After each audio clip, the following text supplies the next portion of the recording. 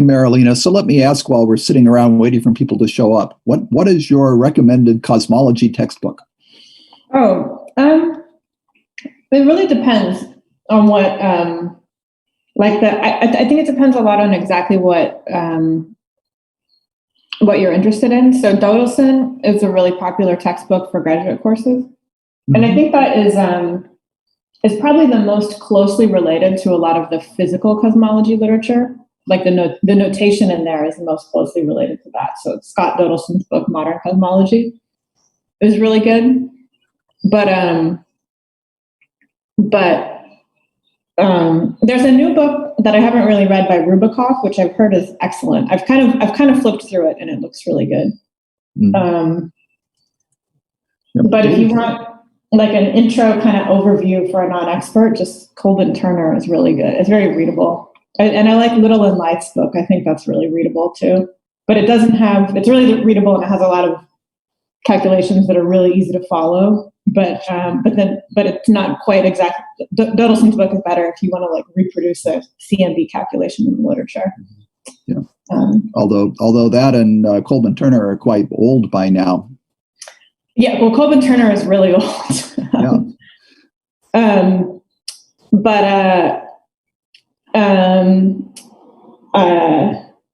But it's still good. I mean, I think it's still good. So there's a chat. Could you write the author's name explicitly? Sure. So let me find a little space. I'll just erase this. And I guess on that note, we can officially start. So welcome back, everybody. And so we're going to get the last lectures on a couple of things today, including the last lecture on cosmology. So whenever you're ready. Okay, thanks. I'll finish this comment, and there are two questions. So cosmology texts. There's so many that are good. I've read a little bit of Weinberg's book, and I think it's amazing. The issue with Steven Weinberg's book is that it uses totally different notation than everyone else, is my understanding for a lot of the discussion. So it will be perfect and thorough, but then it'll be a little bit hard to map between Weinberg's book and other books. So Dodelson is a classic that's used a lot. The other one I mentioned is that I've heard is actually really I've heard is one of the best new ones is by an author called Rubikoff. I often recommend for my students just learning. I like one by Little and Life. Little and Life a lot. I just find that one really readable and physical. But I like all of them. There's a lot of great text. And there's great lecture notes. Of course, the Tassi lecture notes by Daniel Bauman from like 10 years ago are what most of my students find and use. That's really focused on inflation. So, yeah. Okay, so let me get started. So today,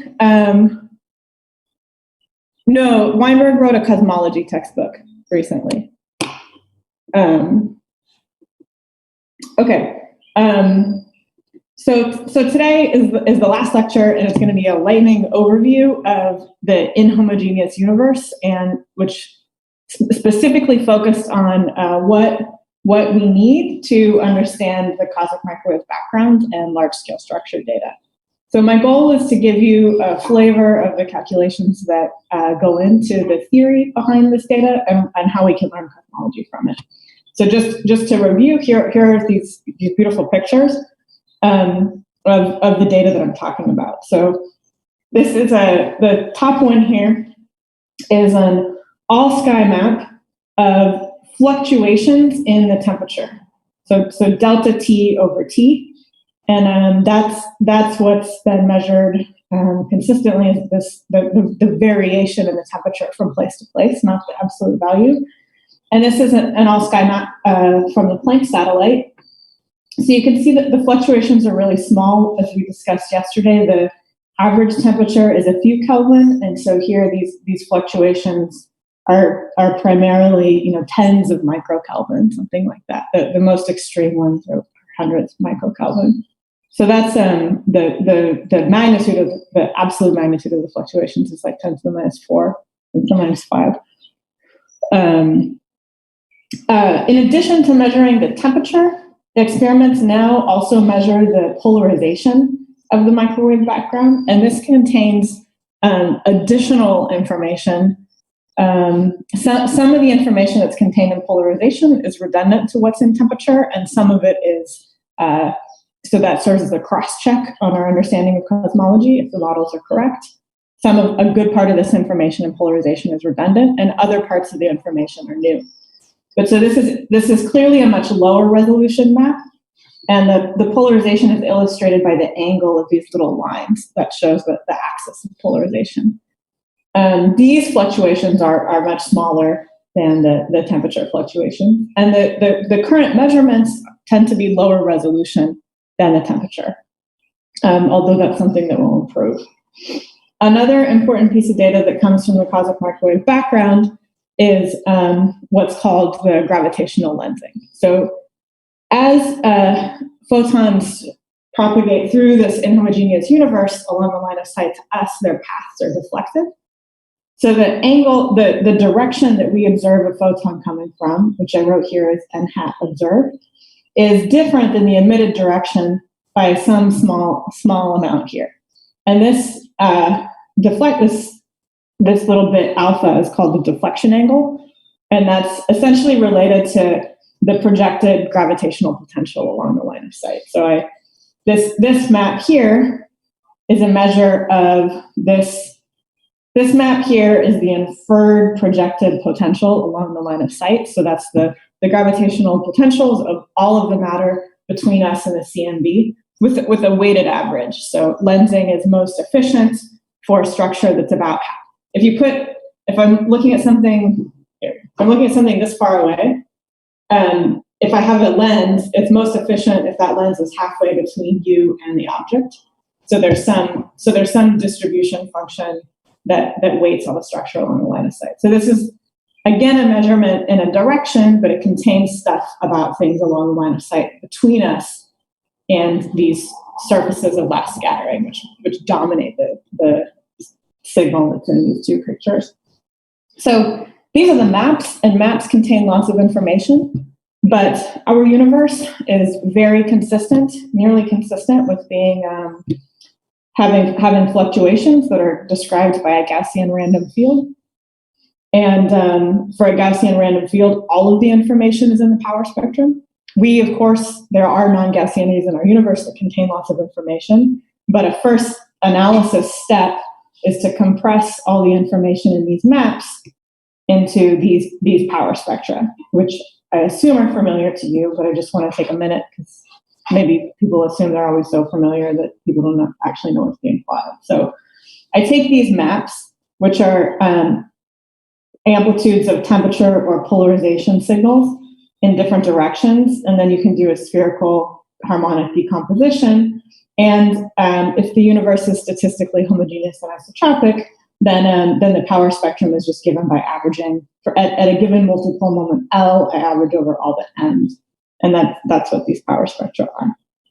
So the data points from Planck are shown in red, and the theory curve, which we'll learn a little bit about how to produce today, is in blue for each of these things. So this is the temperature power spectrum.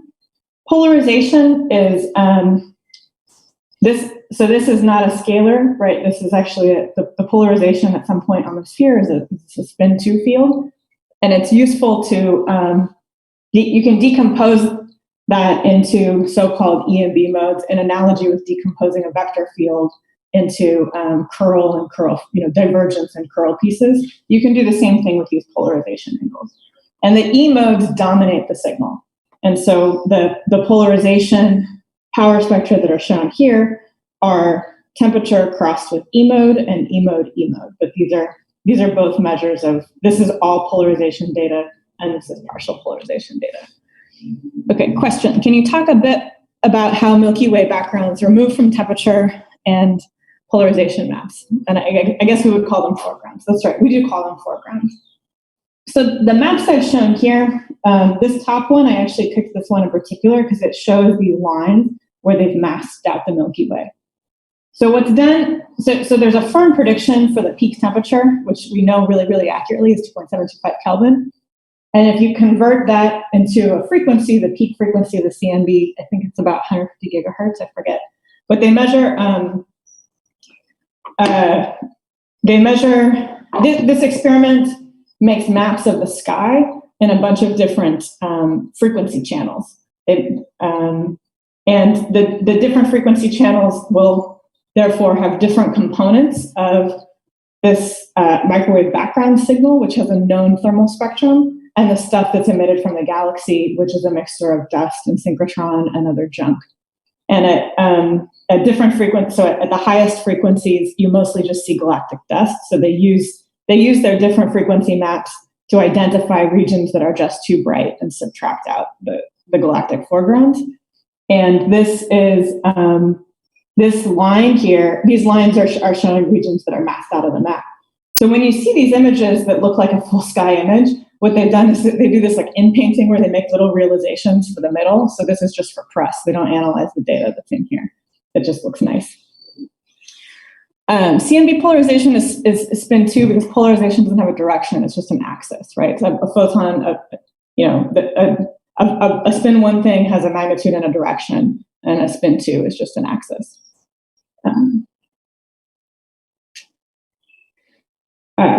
Right, like these are little rods, not arrows. So that's the distinction.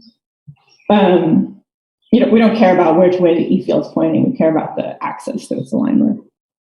Okay, a couple of notes are that I'm showing all this Planck satellite data because it's so pretty, but there's actually much better data that's higher resolution, but not on the whole sky, but on like sub patches of the sky from ground-based experiments, especially Advanced ACT and STT3G. So just to mention that's there.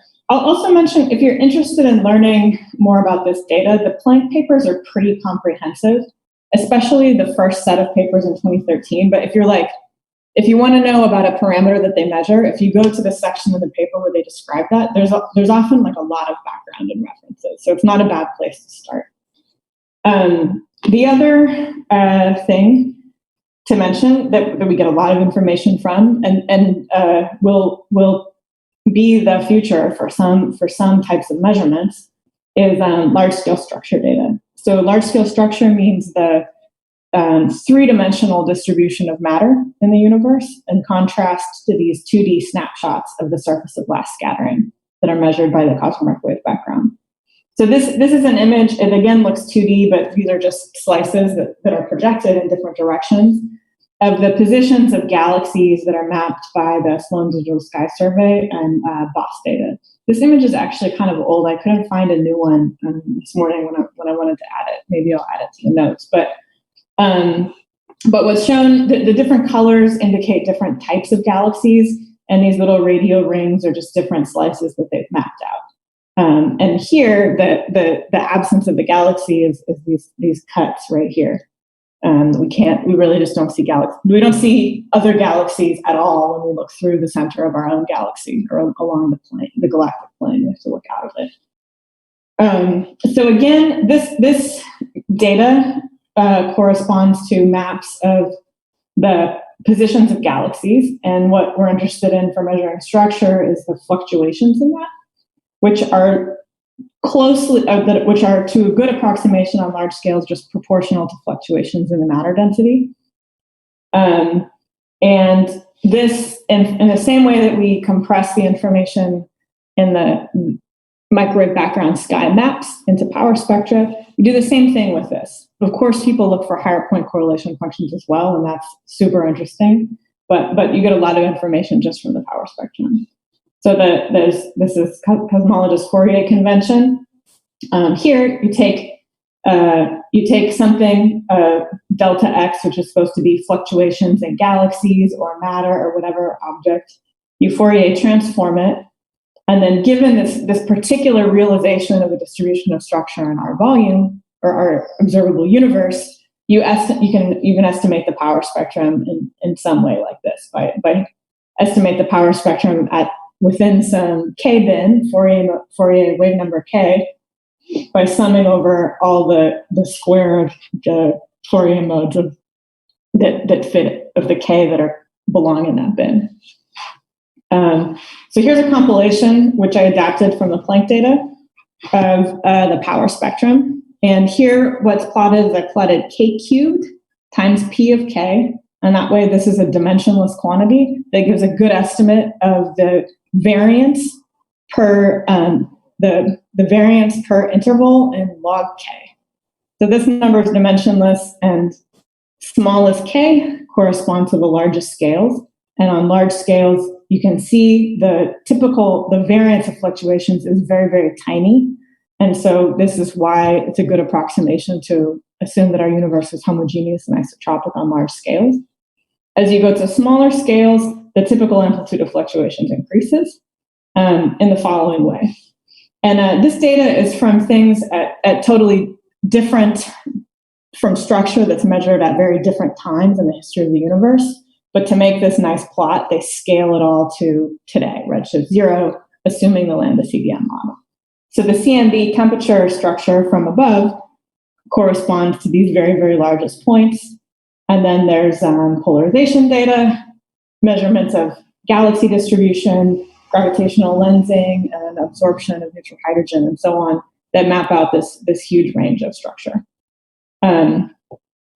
Okay, so our goal today is a very basic understanding of the theory behind the curves that go into. So this is to some extent a fit to the data, but this is a prediction based on a set of parameters that can be extracted from these maps. So there's these sets of curves here that are cosmological model fits to this data set. So that's our goal for the day. And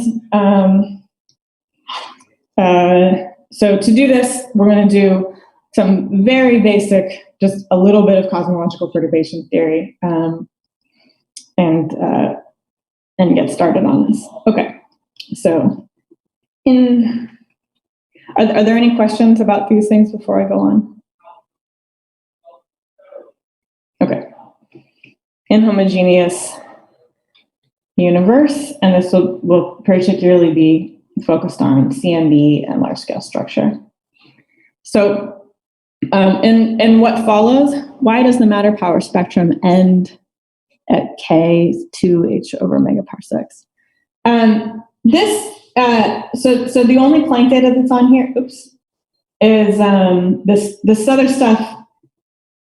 These two are from cosmic microwave background Planck data, and this other stuff is from ground-based telescopes, optical telescopes.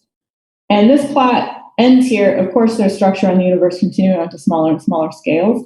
And there are measurements out to much, much higher scales. They are harder to interpret. So in this case, I don't know, I adapted this data from somewhere else and they stopped here. If you look at Lyman alpha Forest data, for instance, it goes to quite high K. But once you get to higher values of K, you approach scales where the pressure to baryons is important. The really nonlinear structure formation is important, and it's much harder to extract cosmological information from there. The T and epsilon coefficients in the power spectrum.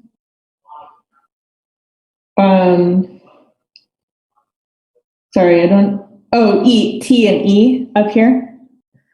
So T is temperature, and E equals what's called E-mode polarization. And this is an equivalent, so you learn in ENM or whatever, complex analysis, that you can decompose a vector field. Any vector field can be decomposed into two fields that look like E and B fields, where one is gradients of scalars and the other one has curl. And the same thing is true for this polarization. Okay, good. Good question. Why are there's this clear trend of having much bigger error bars down here and much smaller error bars down here. And this is for the following reason, which is, so this is something that goes under the name of cosmic variance. And it refers to the fact that we only have one universe to observe. So when we make these estimates, I guess I forgot to, this should be divided by 2l plus 1 here. So this thing that I wrote here is an estimate of the power spectrum based on the particular values of the temperature anisotropies that we measure locally. So we get this map. We don't think that it is particularly important where the hot and cold spots are, or the fact if we live somewhere else in the universe, we wouldn't expect to see cold spots here and hot spots here and so on. We would expect something that statistically looks the same but is different. Now, on the smallest scales, we think we have a pretty good estimate of this power spectrum of small-scale fluctuations because we have many examples of small-scale fluctuations within our own universe. And so, in other words, for large L, there are many ALMs that we're summing over. So we have a lot of different realizations of values of, if the fundamental quantity is the power spectrum, CL, and ALMs are the particular realizations, the particular values that happen to produce the map that we see locally. For high L, we have a lot of example values of ALM that we measure, but for low L, there's very few, right? If we measure the quadrupole of this map, there's only a couple of modes there, right? And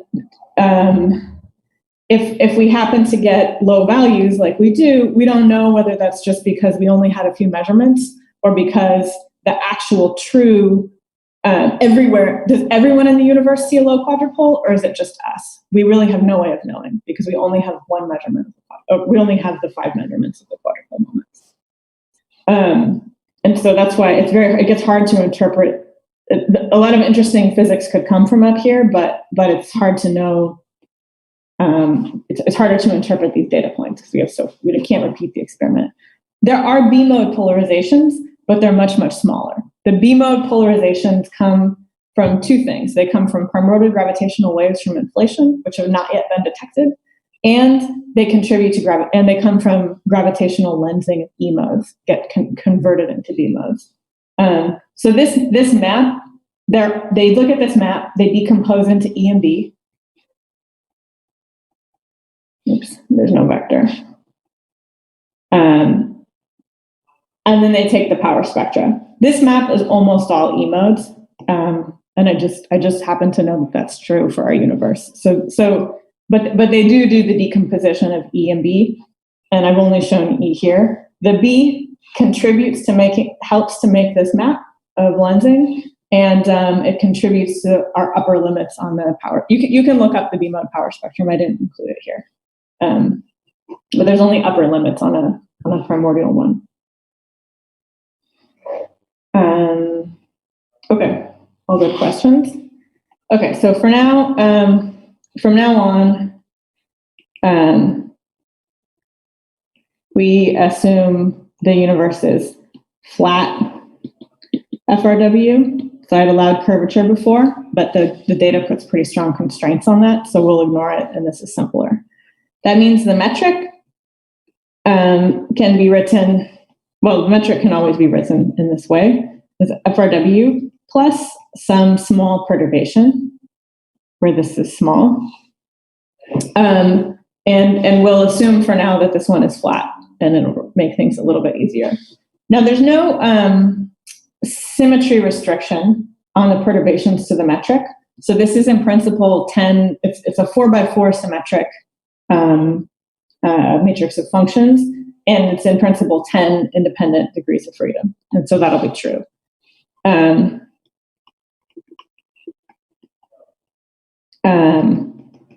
And there's a convenient parameterization rather than just writing G1, 0, G0, 0, etc. We use the following. The convenient parameterization of these is called the scalar vector tensor decomposition. And in this form, we write the line element. So ds squared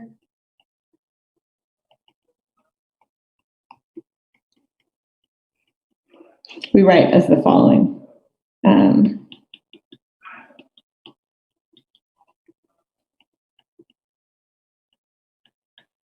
So this is one choice of many ways of decomposing this, but this is a general way of writing it that we often do in cosmology.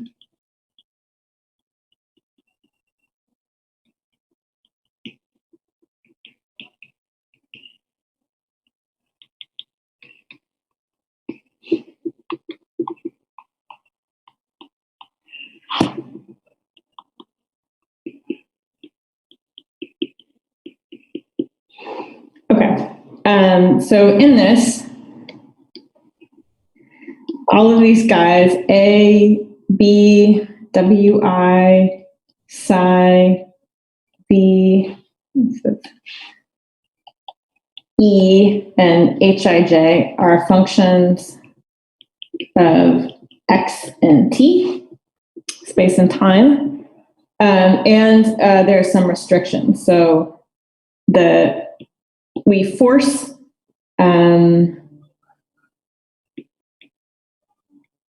the W and V, these guys here with indices, to be divergenceless.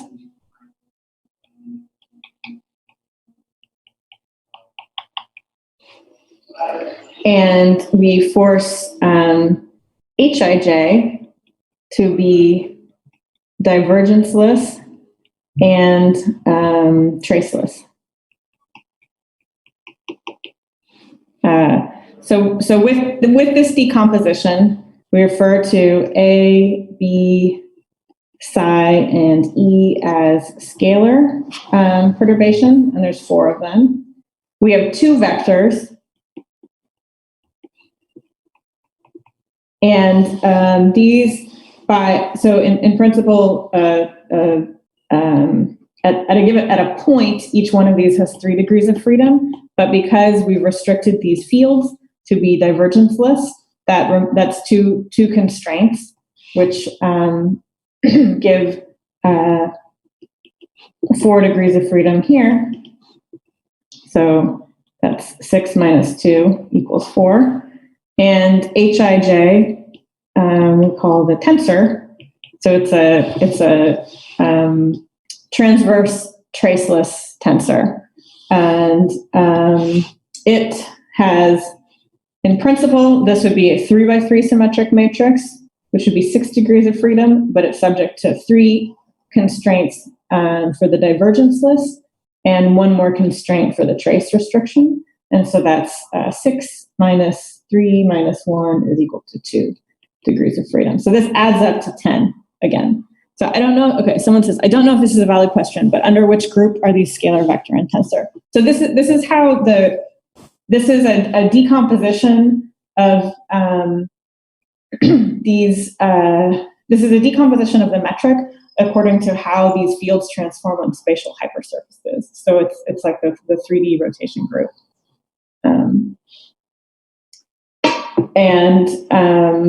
Okay, this is useful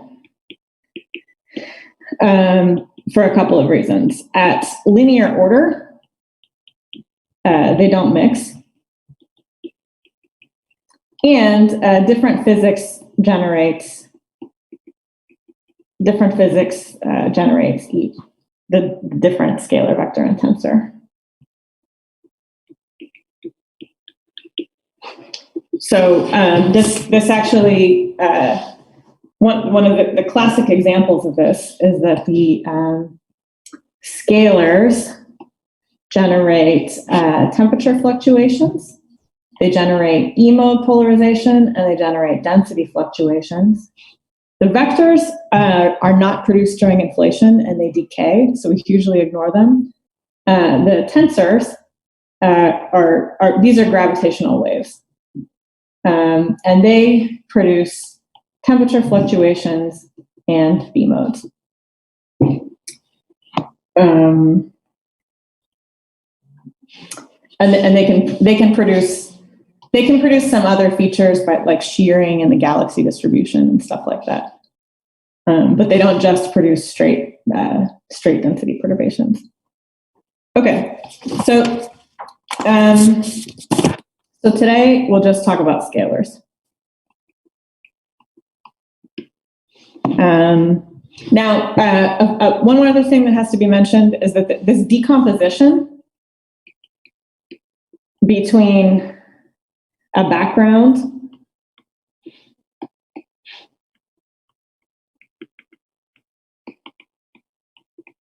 is not unique. So FRW, if the universe is homogeneous and isotropic, you can tell everyone everywhere, set up your coordinate system as the one that is co-moving with the matter, so you don't see any net fluxes, for instance. You don't see like a wind in some direction because there's a bunch of matter and you're moving in some direction with respect to that. Everyone can agree. With these inhomogeneities, there's no unique coordinate system, and there's no unique decomposition of the metric into FRW plus background. In particular, you can make small coordinate changes.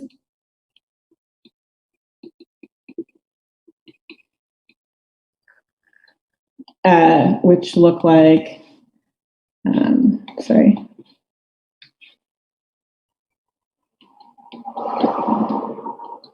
plus some small shift here that preserve the form.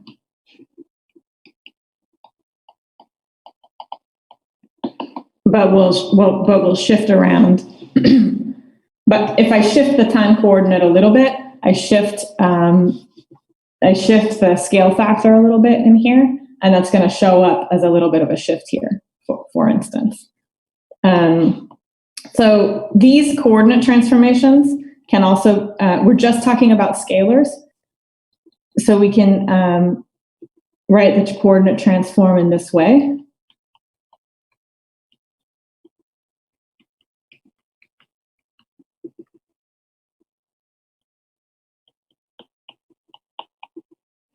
And here I have two scalar functions, so spatial scalars. So this is a shift to the time, and then I have a gradient shift to the position. And this is all we need because we're not considering vector perturbations. If we were, we could add some other little piece here.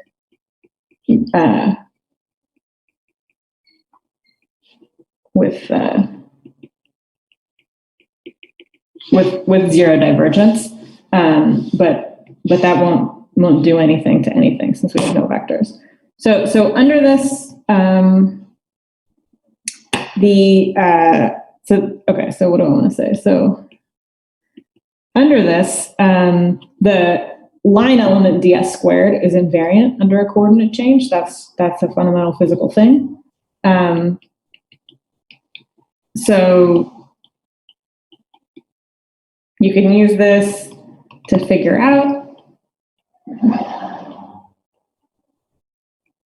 how the metric transforms. And you'll find that it transforms in the following way.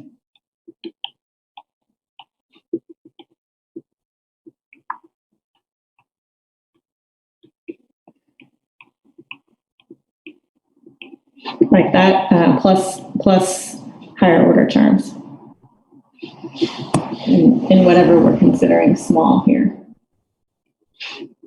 So if you do this, this will shift A to A tilde equals A minus C naught. B will shift to B minus 1 over A C naught plus A C dot. E goes to E plus C, and psi goes to psi minus H C naught. So we can use the two scalar degrees of freedom in the coordinate shift, in the coordinate change, to eliminate two scalar perturbations from the metric. Now, cosmologists call this notation. Cosmologists refer to this transformation as a gauge transformation, and a choice of parameterization, a choice of how we break up, essentially breaking up E, B, psi, and A is a gauge choice. So it's a little bit different. It's slightly different than, but essentially the same as what happened to H. Yeah, good question. Okay, so when we do this coordinate transformation, so for now we're just considering scalars, but when you do a coordinate transformation in general, if I try to do the scalar vector tensor decomposition on the coordinate transformation, I have two scalars and one vector. And that tells you that you can eliminate two scalars and one vector from the metric. And this quantity, Hij, will not change under one of these coordinate transformations. And you can guess that this decomposition is useful because this is a tensor, and there's no tensors in the coordinate transformation to eliminate it.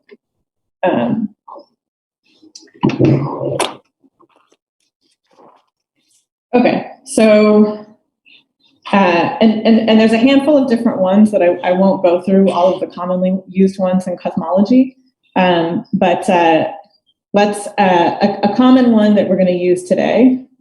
Well, actually, we're going to use two today. We're going to use conformal Newtonian and synchronous.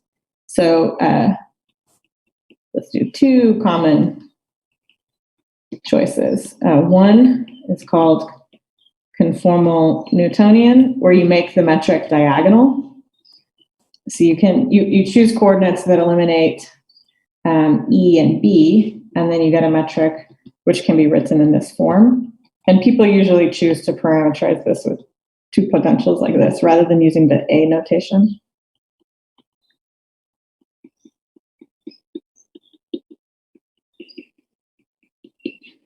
And another one that's often used is synchronous, where you force there to be no perturbations to the time. And I will use this later. This one can be written in a few ways, but I'm going to write it in one way that's commonly used.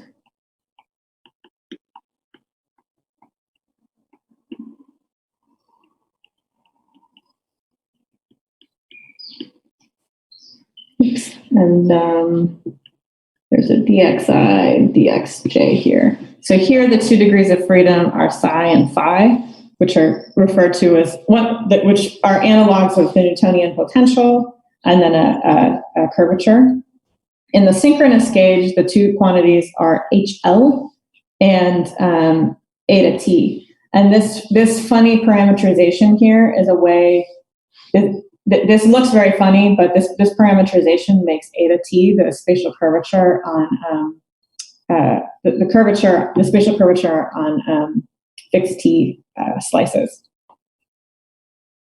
In general, the synchronous gauge is not a completely fixed gauge, which you can convince yourself if I try to eliminate A and B in this way. There's an overall free function of space that you separately have to fix. And you can do that by fixing the matter. Okay. So what one does is one takes these parameterizations and plugs into Einstein's. And you get, in addition to the background equations of motion we studied last time, you get equations for the perturbations. Oh, actually, wait, let's do the stress energy first. Sorry, so that's the decomposition of the metric. Let's also write the decomposition of the stress energy tensor. So for scalars, we'll similarly decompose it, and we'll just consider scalar fluctuations here. And we will decompose the stress energy tensor in the notation with one index up and one down, and that eliminates metric perturbations in here. So that means that this quantity T00 is just minus rho average of T plus delta rho of X and T. T0I is rho plus P. Oops, sorry, let me write these.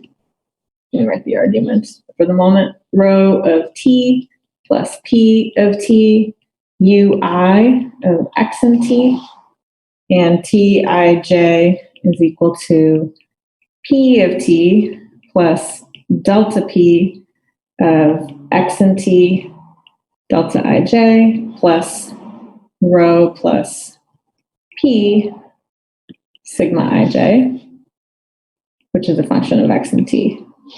So, so delta rho over rho, delta P over P, Ui, and sigma Ij are all order whatever our small parameter is. So this is the same order as the delta GAB. And so delta rho is an energy perturbation. Delta P is pressure. Ui is the velocity of the fluid in the frame that you're studying. And we can write, since we're only considering scalars, we can write Ui in terms of a velocity potential, U. And similarly, this one, sigma Ij is anisotropic stress. And this can also be rewritten in terms of scalar potential.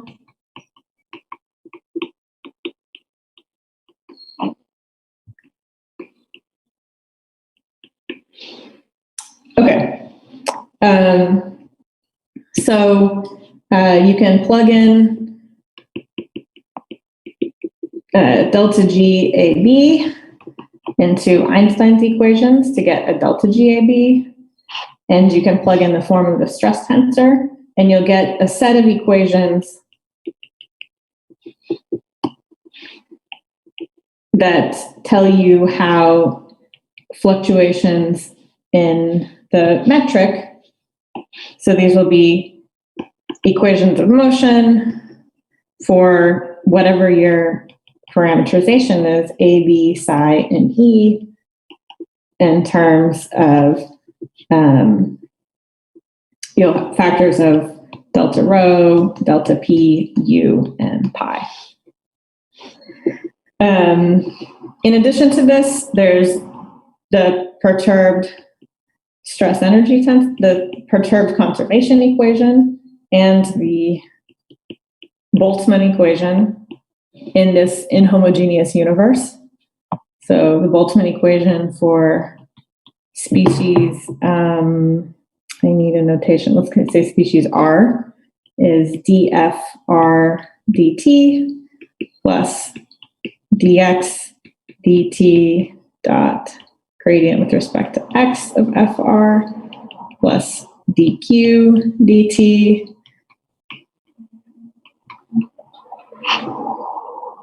is equal to the set of collision terms, where q is equal to ap, is the canonical momentum. So this equation will also contain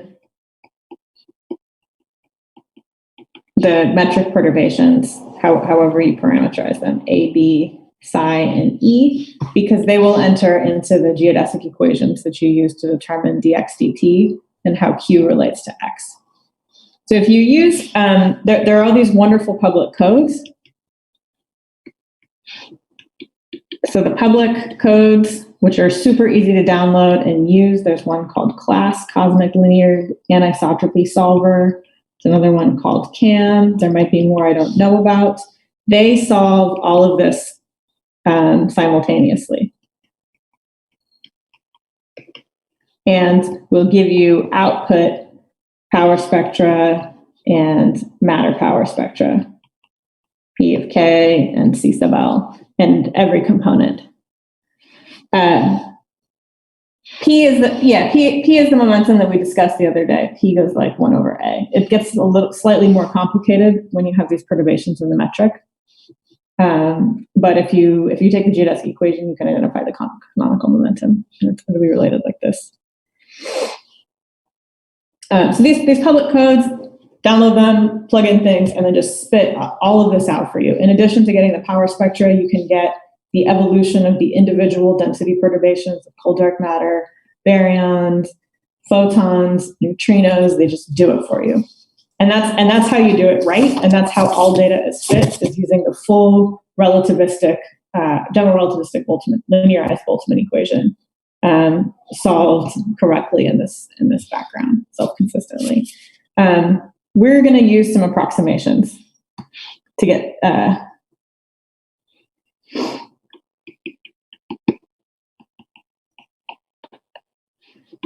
okay, so for now,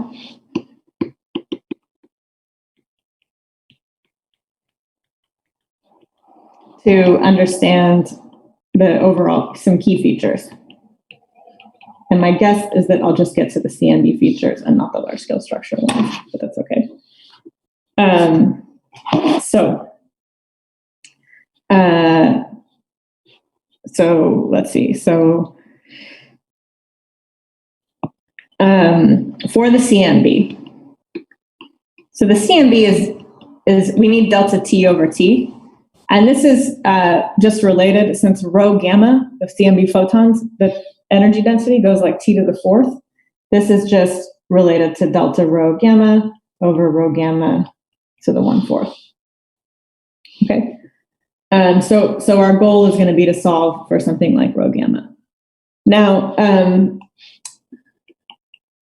prior to decoupling, there's frequent scattering of photons and free electrons, which keep gamma, electrons, protons, and whatever else is around, residual trace amounts of higher order elements moving together.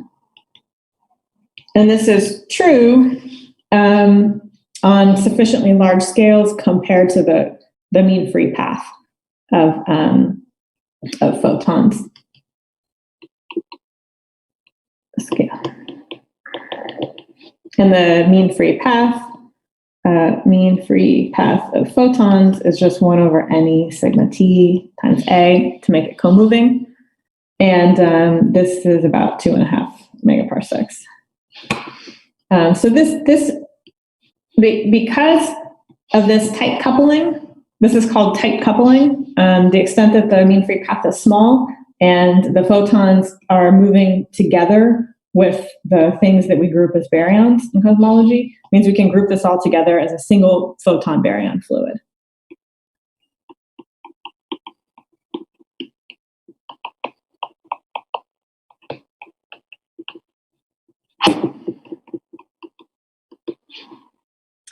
And it's a fluid, it's a relativistic fluid, and it's a fluid with a sound speed, which is given by the derivative of the pressure over the energy density. And this is dominated by photon pressure over both energy densities. And this is approximately equal to the sound speed of the photon part plus a correction. Actually, the approximate is before. Here I'm not doing any more approximations. I'm just multiplying things out, rho b over rho gamma. So this is approximately equal to 1/3 with small corrections that depend on time and depend on the density of baryons compared to the density of photons. The equation of motion, if we take the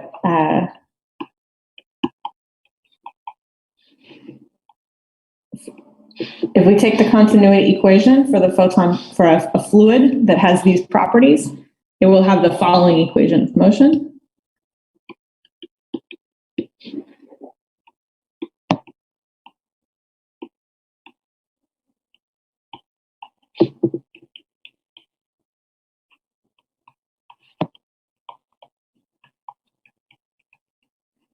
Oh, and we're working in the conformal Newtonian gauge.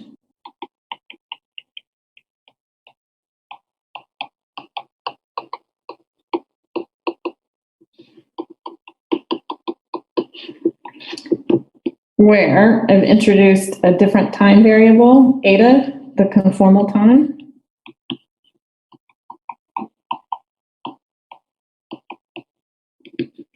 Which is a distance measure in the universe.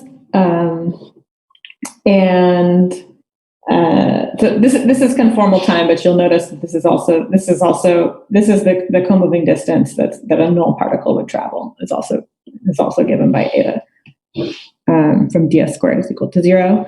And I also introduced d gamma beta is delta rho gamma beta divided by rho gamma beta plus gamma b minus 3 psi. So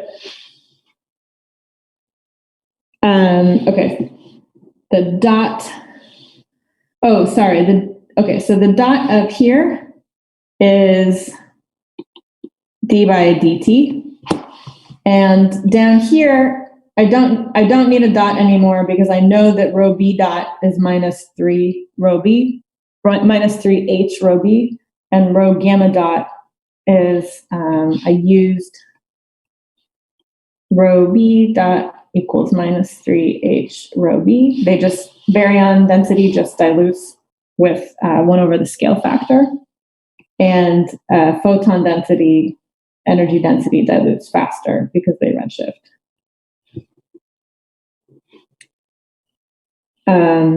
Okay, so it turns out that this equation is simply written in this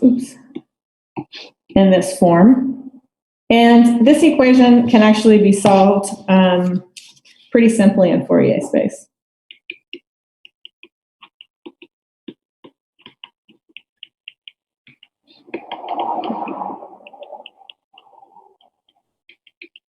And again, we're going for big qualitative features here. So one will find delta gamma b can be written as a function of CS. Actually, let me say, with just taking the limit that CS squared is equal to 1/3 and dropping the other piece, because this ratio here will depend on time. It grows with time, but deep in the radiation-dominated era, it's very, very small. But it's important. The fact this ratio will grow with time, and it leads to a measurable signature in the CMB, which helps us measure baryon density, which is cool. You get d gamma b of CS k tau.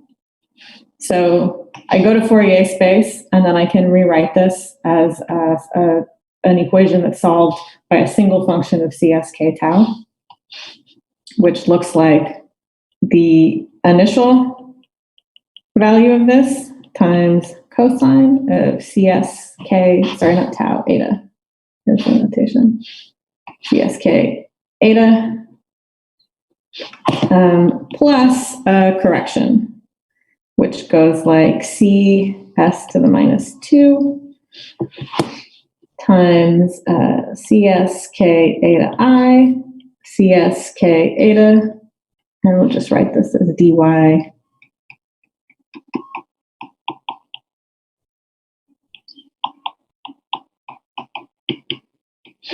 okay. So overall solution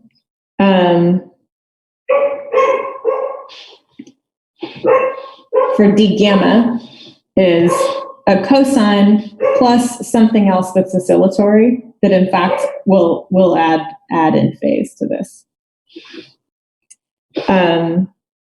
And so we recall in this limit, so d gamma b is d rho gamma beta all over rho gamma beta plus p gamma beta. And this one is also approximately equal to, you can use the fact that this energy density is dominated by photons, the pressure is dominated by photons, and there are little corrections that again depend on this same ratio up here.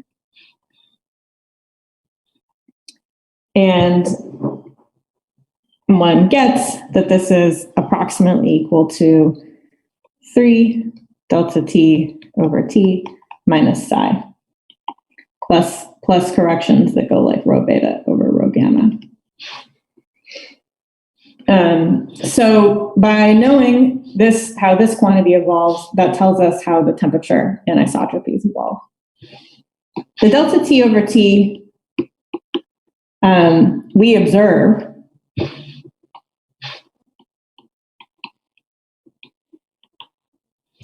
is the amplitude of delta t over t in some direction and at the time of decoupling. So that means that the delta t over t we observe is given by how this d gamma beta evolves, evaluated at a fixed value of z decoupling.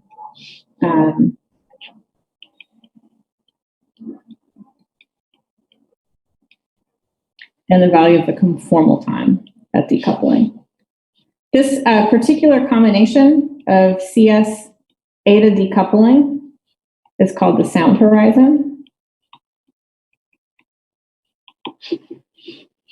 And it's a measure of the distance that sound waves or waves in the sound waves in the photon baryon fluid can propagate up until the time of decoupling. So let's focus on the cosine piece, which dominates for now.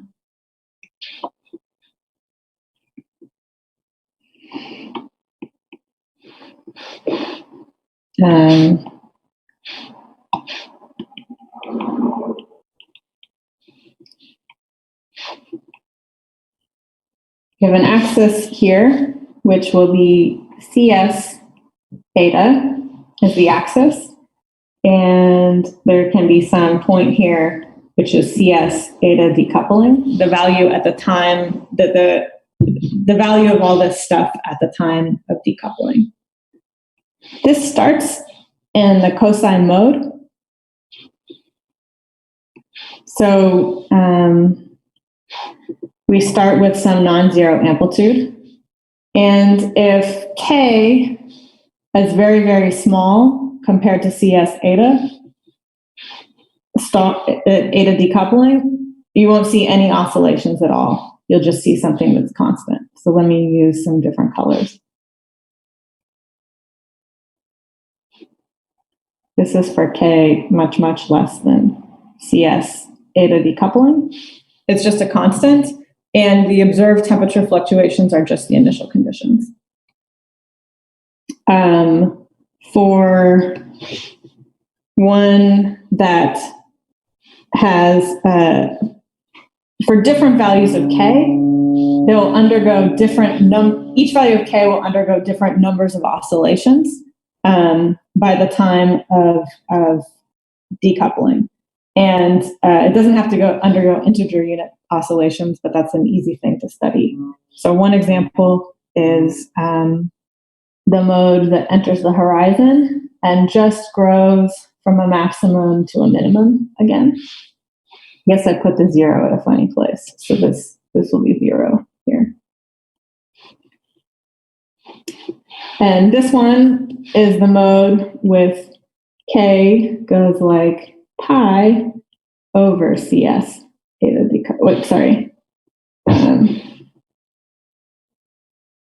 This should be 1 over here.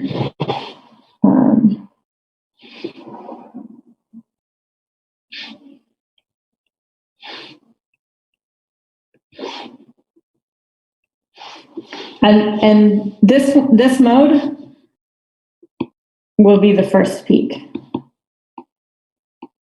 in the CNB. There could be another one which enters the horizon and grows and hits a maximum and then comes back to 0. And that would be k goes like 3 pi over 2 cs eta decoupling. And that would be the first trough. The second peak will be the one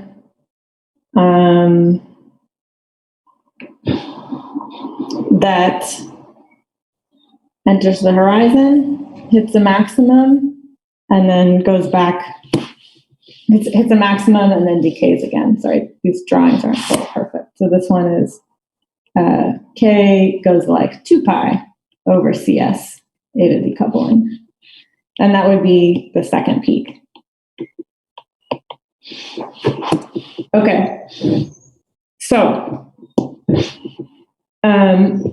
what we have learned is that, and then let me say one more thing actually. So the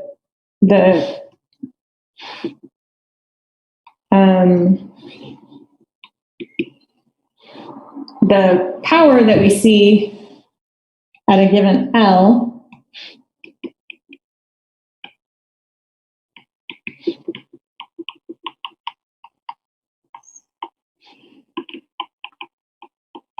primarily comes from Fourier modes K with K equals L over the angular diameter distance to the time of recombination.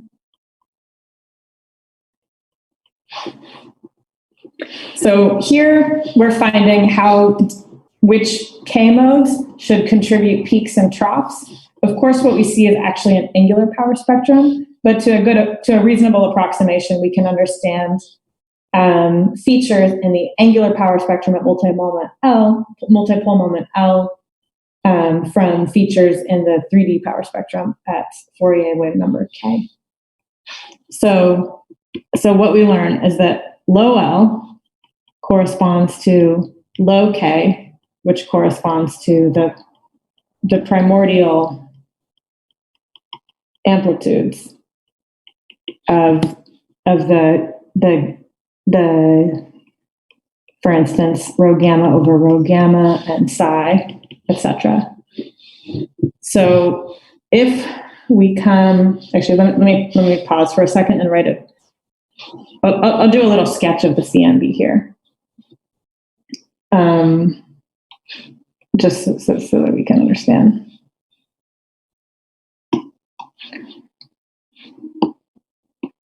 Okay, so here's my cartoon.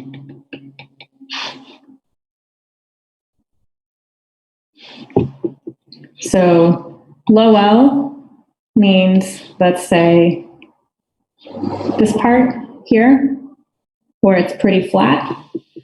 Every single Fourier mode that has a K that's small compared to 1 over the sound horizon a wavelength which is large compared to the sound horizon, just stays constant through that period and just gives a roughly constant amplitude temperature perturbation. At the wiggles, the peaks occur at integer multiples of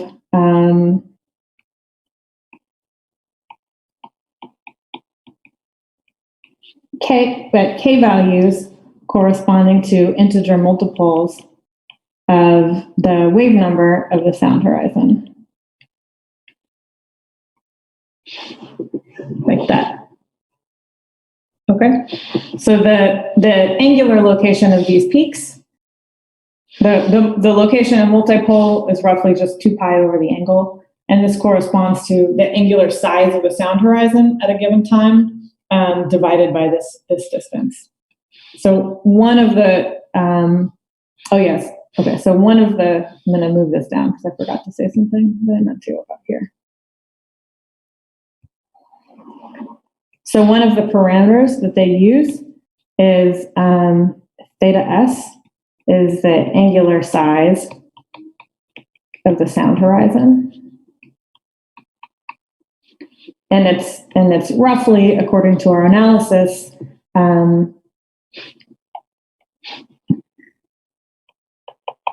pi over LA. And if this turns out to be about 2 degrees. This theta s therefore depends on the sound horizon to decoupling, which depends on early universe physics, like how much matter is around of different types, and then the angular diameter distance to the Cnb. So I'm going to just draw a picture to make this super clear. It's important. So this would be theta A.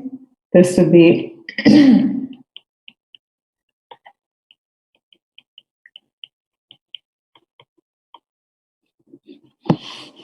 and this distance here, S is the sound horizon.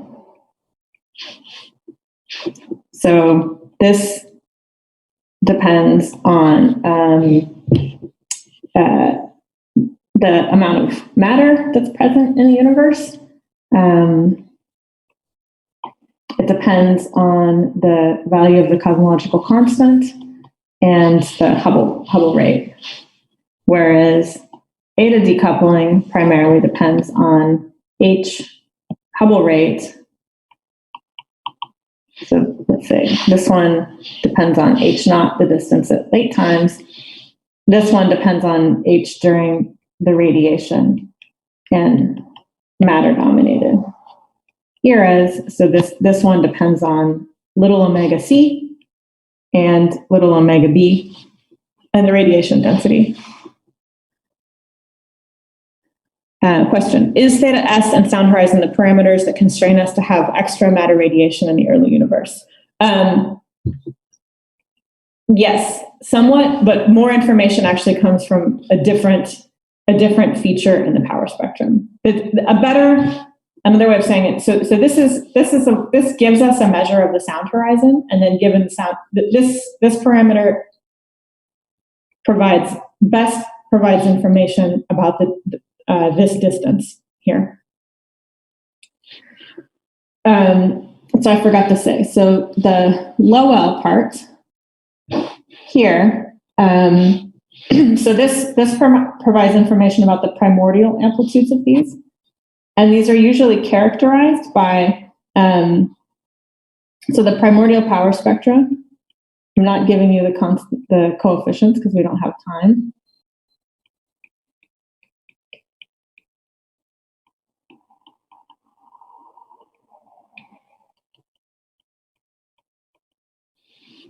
Are characterized by an amplitude and a spectral index.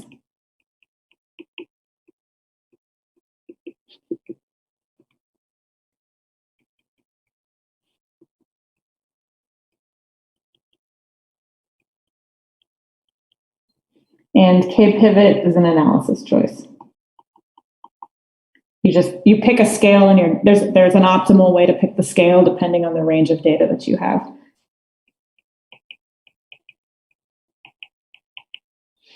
Okay, so but the amplitude of this low plateau, doing more careful calculations than we have time to do today, and plugging in gives us the amplitude of the primordial power spectrum being about 10 to the 9.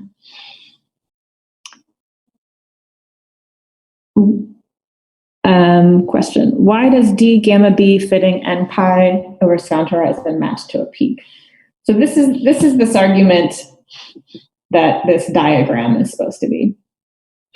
So d gamma b tells us delta t over t. They're closely related. And the fact that d gamma b evolves as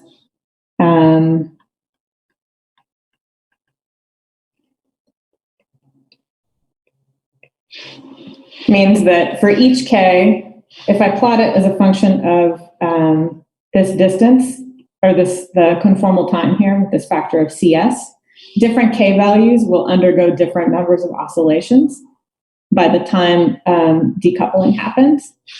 So this value is time of decoupling, and that's i.e. we see a snapshot.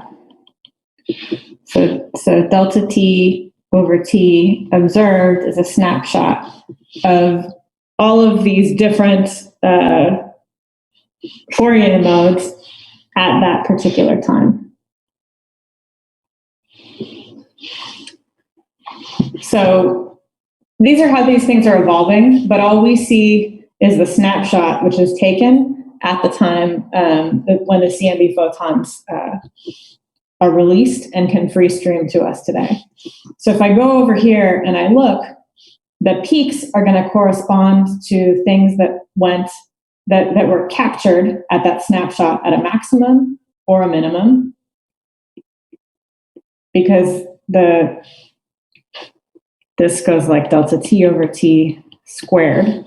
So things that are maxima and minima will show up that at the time we take the snapshot, anything that's currently in a maximum or a minimum will show up as a peak. And things that happen to currently be near zero will show up at zero.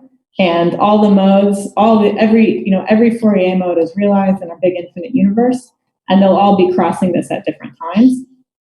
But I picked out some of the easy ones, which are the ones that happen to be captured at maxima and minima to give the first peaks and then the first troughs. But something that's in between will be in between, and that will make up all of these different values here. Okay. So there are other things that enter. So the fact that CS squared depends on rho b over rho gamma leads to a number of features, including a modulation of even odd peak amplitudes.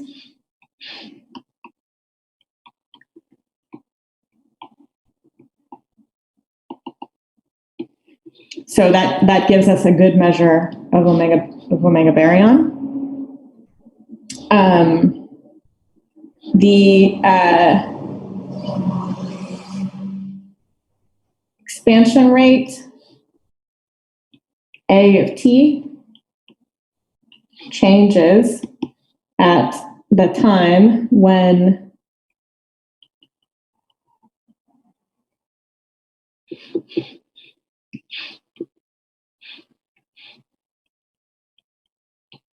the energy density in non-relativistic stuff is equal to the energy density in relativistic stuff. So that's the definition of A equality. And this leads to, well, I'm just going to tell you this time.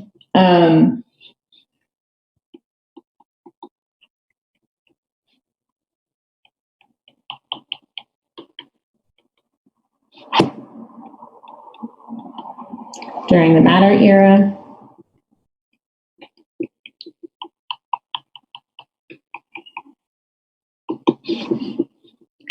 So that changes the evolution for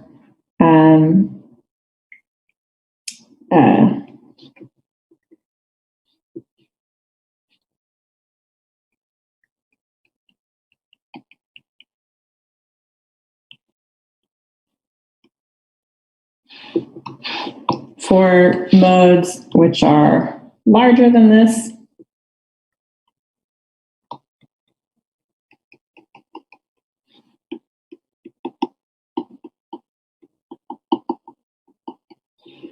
And that helps to give matters of measurements of omega C and omega B. Yeah, I actually just didn't. The question is, why do we have a difference in peak heights because of this? And I just didn't explain it because of time, because I'm running out of time. I'm just mentioning that. You can come back and the terms that have been dropped in this equation, these higher order terms in rho B over rho gamma, will end up modifying this, which means that how d gamma, the quantity we solve for, is related to delta t over t will be changed in a little way, and the offset between delta t over t and psi will change slightly. But the truth is, I just didn't have time to explain it. So I want to say one more thing.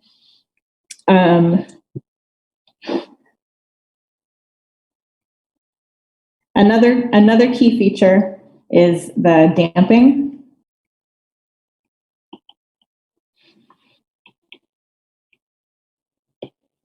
Of the power spectrum. So by that, I mean this overall damping here.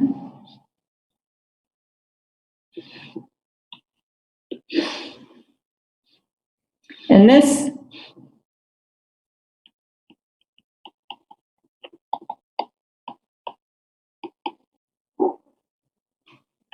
is due to the finite streaming of photons. So the fact that photons are not perfectly coupled to electrons and protons means that they diffuse out. They diffuse as the photon baryon fluid oscillations are happening. Some photons will diffuse out during those oscillations, and that will lead to an overall damping in the anisotropies. The damping, if these photons are undergoing a random walk, the damping goes like the number of scatters times the mean free path. The mean free path we already wrote down. This is 1 over the electron number density times the Thomson cross-section with the factor of A to make that co-moving. And the number of scatters looks like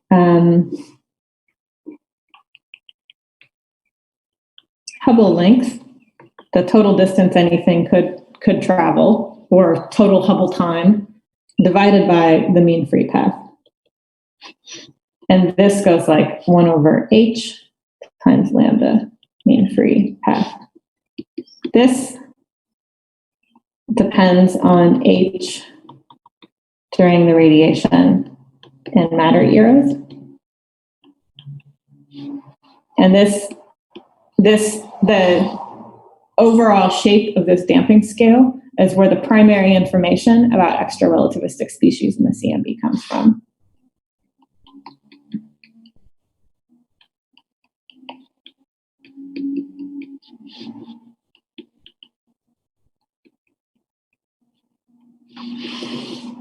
And this is coming from the fact that the Hubble length depends on h during the radiation of matter-dominant eras, and h is just a measure of the absolute, the net radiation density at that time. An important aside,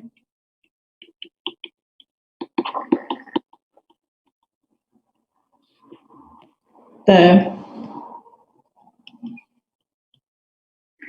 free streaming nature of neutrinos, i.e., there's no like neutrino pressure perturbations inside the horizon,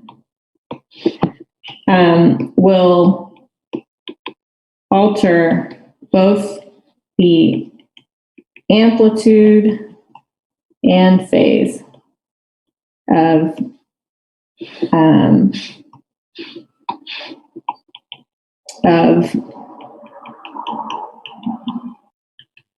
the amplitude and phase of the oscillations in d gamma beta that we computed above. So that there's a term that we ignored, which was the second term, which was an integral over phi plus psi times sine. And the existence of particles which are free streaming, as opposed to tightly coupled, like the photon baryon fluid, will slightly change the amplitude, but it will importantly change the phase of the oscillations in d gamma beta. And that provides more info on an effective. It's another measure of free streaming radiation, assuming it's free streaming radiation, and or constraints on neutrino interactions. Okay, so in summary, the 6 params to describe the Cnb are omega c, the cold dark matter density, which is needed, some stuff which is not oscillating at that time, but is non-relativistic. And we know it's non-relativistic because it adjusts the expansion history of the universe in a way that a particle that's energy is dominated by the rest mass does. There is the baryon density, little omega b. There is theta s, the sound horizon, which can be swapped sometimes for omega lambda or h using info on the other omega c and omega gamma, omega b, c, and gamma. There is the primordial amplitude of the power spectrum, the tilt of the power spectrum, and there's no evidence for at the moment, fitting this tilt as a constant is perfectly fine, but people look for variations in that. And then there's a last one that I didn't mention, which is the optical depth, which is a measure of residual free electrons that scatter CMB and then damp CLTT after decoupling. Okay, I think I'm at my time limit, so we'll just stop with CMB for today, for the moment. But during the discussion, I'm happy to talk about large-scale structure. I think probably of most interest to this group is how you can use large-scale structure to look for warm and hot dark matter. All right, thank you. I do remind everybody there is a discussion today at 3:45 TASI time, so you should have a lot of opportunities to ask questions. And I think for now we should thank Marilena again and take a break and come back at the usual time for the next lecture. All right, thanks a lot. Okay, thanks everybody. See you later this afternoon. Sorry, I haven't been able to go to the coffee breaks because I have to swap childcare, and doing the lectures means I can't do 2 things in one day. But